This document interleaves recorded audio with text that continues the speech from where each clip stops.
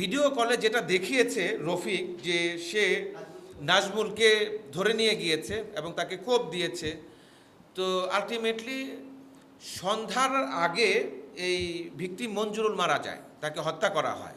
আর সন্ধ্যার পরে রাত্রি আনুমানিক 8:30টার সময় আমরা প্রথম জানতে পারি যে নাজমুলের লাশ পাওয়া গিয়েছে, তার গুলিবিদ্ধ লাশ এবং তাকে কুপিয়ে হত্যা করার লাশ। তো আমরা যেটা মনে করছি যে হয়তোবা মঞ্জুরুলকেই আগে হত্যা করা হয়েছে আর নাজমুলকে পরবর্তীতে হত্যা করে সেখানে তার লাশটা ফেলে গিয়েছে। বা বেশ কয়েকটা ঘটনায় সাইফির নাম এখানে আসছে।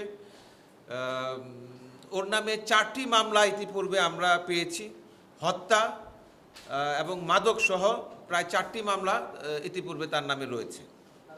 সাইফির তথ্য অনুযায়ী মঞ্জুরুল সে রফিক গ্রুপের সদস্য বলে সে উল্লেখ করছে, এবং রফিক গ্রুপ যে কিনা এই পূর্বের যে রোহান পলাশ গ্রুপ ছিল, এই রোহান পলাশ গ্রুপের একটা অংশ বা মতাদর্শী বলে তারা বলছে। তাদের প্রতিপক্ষ, বি কোম্পানির প্রতিপক্ষ রোহান পলাশ গ্রুপ, এই গ্রুপের সদস্য এই মঞ্জুরুল।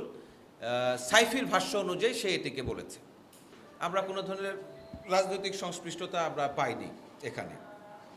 আর এই হত্যাকাণ্ডের কারণ সম্পর্কে যেটি আপনি বলেছেন যে এটা এই যে দুইটা গ্রুপ, এই দুই গ্রুপ আসলে কি, এখানে মাদক, এই মাদকের টাকা ভাগাভাগি বা কে কোন এলাকায় মাদক বিক্রি করবে, এই যে তাদের আধিপত্য বিস্তার বা আন্তঃকন্দল, এই আন্তঃকন্দল থেকেই মাদকের টাকা ভাগাভাগি নিয়ে এবং কে কোন এলাকায় মাদক বিক্রি করবে এই যে দায়িত্বের বন্টন নিয়েই তাদের মধ্যে রেশারেশির মাধ্যমে এই দুই গ্রুপের মধ্যে থেকে এই মার্ডারটা সংঘটিত, দুইটি মার্ডার সংঘটিত হয়েছে।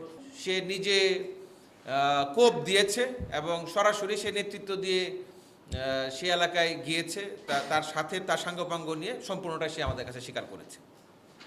সাইফি যেটা বলেছে যে দেখেন যে সাইফির বয়স কিন্তু খুবই কম, তার বয়স আমরা যতটুকু জেনেছি তার বয়স মাত্র 21 বছর, এবং ওর সাথে ওর সহযোগীকে যারা আমরা আটক করেছি রাকিব, তার বয়স খুবই কম, 17 বছর বা এই ধরনের। এটাকে কিশোর গ্যাংও বলা যায়, কিংবা কিশোর গ্যাং না, যেহেতু সে 21 বছর বয়স, সে সন্ত্রাসী ইয়েতে। তো এই সাইফির সাথে এই লবণচড়া এলাকার সে বলছে যে এখানকার কাওয়া মিরাজ, এই কাওয়া মিরাজের আদেশেই নাকি তারা কার্যক্রম পরিচালনা করে, এবং তার কথা অনুযায়ী কাওয়া মিরাজের সাথে সরাসরি বি কোম্পানির যোগাযোগ রয়েছে।